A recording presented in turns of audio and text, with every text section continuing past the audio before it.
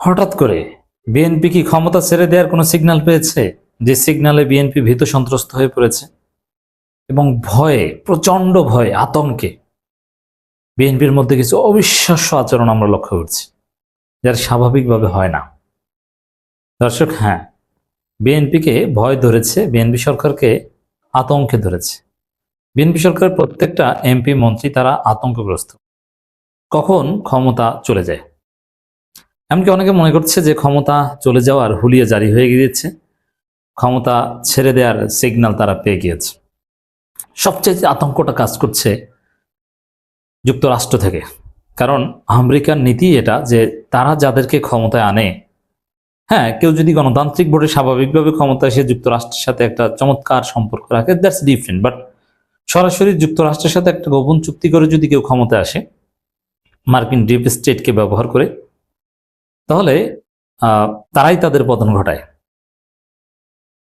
তো দর্শক, ইমরান খানের ক্ষেত্রে আমরা দেখেছি যে ইমরান খানের দল তেহরিকে ইনসাফ পার্টির যেভাবে উত্থান হয়েছে, ওইভাবে উত্থান হওয়ার কথা ছিল না।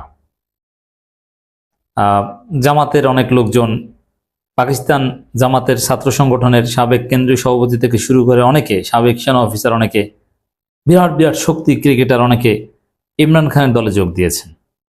এটা ছিল যুক্তরাষ্ট্রের মেটিকুলাস ডিজাইন একটা প্রজেক্ট। এক পর্যায়ে ইমরান খানকে ক্ষমতা এনেছে এবং যখন আমেরিকা মনে করেছে তাকে ক্ষমতা থেকে লাথি দিয়ে ফেলে দিয়ে ইমরান খানের জীবন তামাতামা করে দিয়েছে।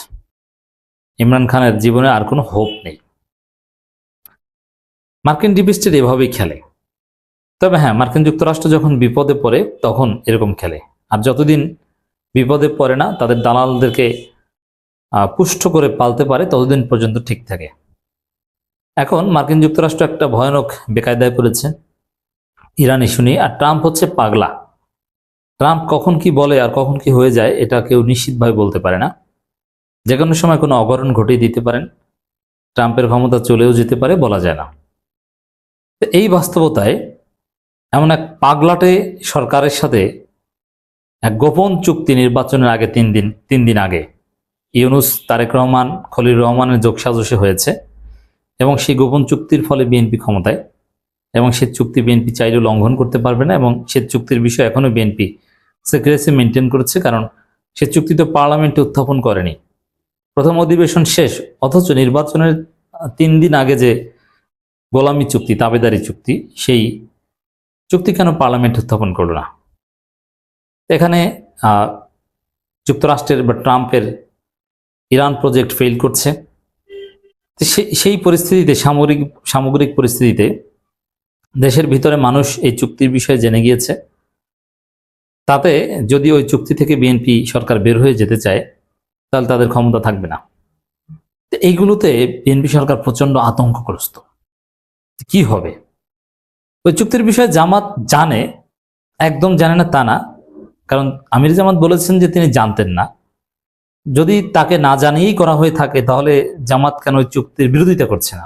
যে চুক্তির বিরুদ্ধে পার্লামেন্টে বা অন্য কোথাও জামাত কোনো বক্তব্য দিচ্ছে না, কোনো স্টেটমেন্টও নাই।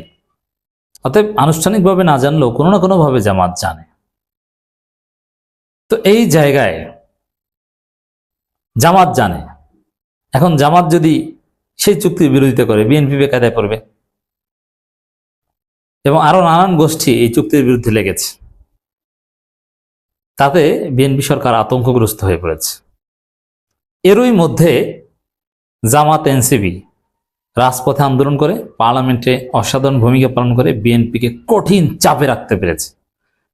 বিশেষ করে বিএনপির যে কিছু মানবাধিকার লঙ্ঘন, সরকারের বিরুদ্ধে 2-1 কথা বলেছে, চিফ হুইপ বা যে কোনো একজন ব্যক্তিকে 2-1 গালি দিয়েছে বা তার কার্টুন শেয়ার করেছে, পুলিশ ধরে নিয়ে গিয়েছে। মানে এই যে আবার ফেসিবাদী আমল ফিরে এসেছে, এটা জামাত, এনসিপি ভালোভাবে ব্র্যান্ডিং করতে পেরেছে। প্রথম কথা হচ্ছে এটা পার্লামেন্ট উত্থাপন হয়েছে এবং দেশি বিদেশি মানবাধিকার সংস্থাগুলোর কাছে এই রিপোর্ট পৌঁছে গিয়েছে যে বাংলাদেশে আবার সেই ফেসিবাদী আমল চলে এসেছে। এখানে ফেসবুকে পোস্ট দেওয়ার কারণে গ্রেপ্তার হতে হয়। মানে এই যে বিএনপি কিছু আকাম করেছিল, এটা হজম করতে পারেনি।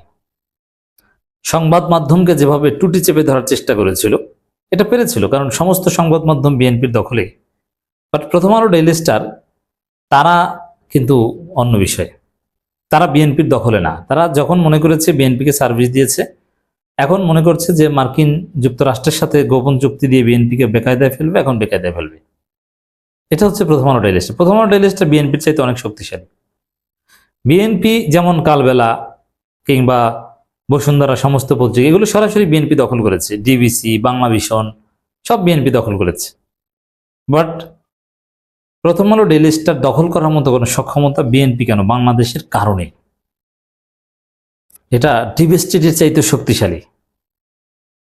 তাই প্রথম আলো ডেইলি স্টারই বিএনপিকে বেকায়দায় ফেলবে। চারদিক থেকে যখন এই মার্কিন যুক্তরাষ্ট্রের সাথে তাবেদারি চুক্তি নিয়ে একদিকে একটা আতঙ্ক, আবার বাংলাদেশের মধ্যে মানবাধিকার হরণ করে ফেসবুকে পোস্ট দেওয়ার কারণে গ্রেপ্তার করে আতঙ্কগ্রস্ত, সংবাদপত্রের স্বাধীনতার টুটি চেপে ধরেও বিএনপি পশ্চিমাদের কাছে ধোলাই খাওয়ার মতো একটা পরিস্থিতি।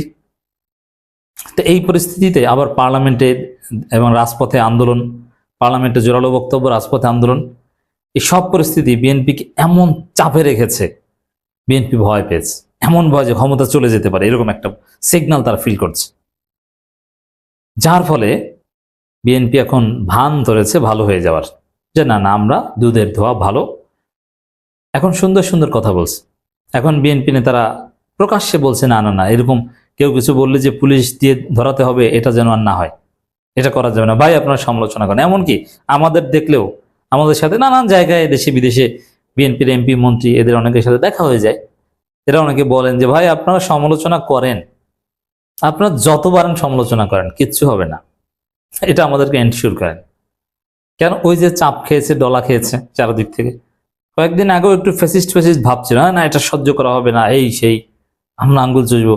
এখন তাদের গলা শুকিয়ে গেছে।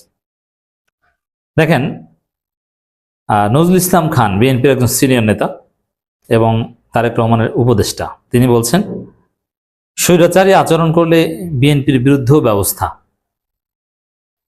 বুঝতে পারছেন? স্বৈরাচারী আচরণ করলে বিএনপির বিরুদ্ধেও ব্যবস্থা।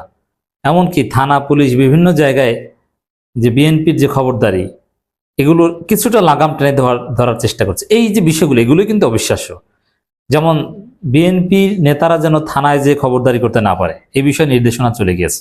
থানা পুলিশ নিজেদের মতো কাজ করবে, ভেরি ইম্পর্টেন্ট। এবং বিএনপি স্বৈরাচারী আচরণ করলে তাদের বিরুদ্ধে ব্যবস্থা। এত ভালো হলো কেন?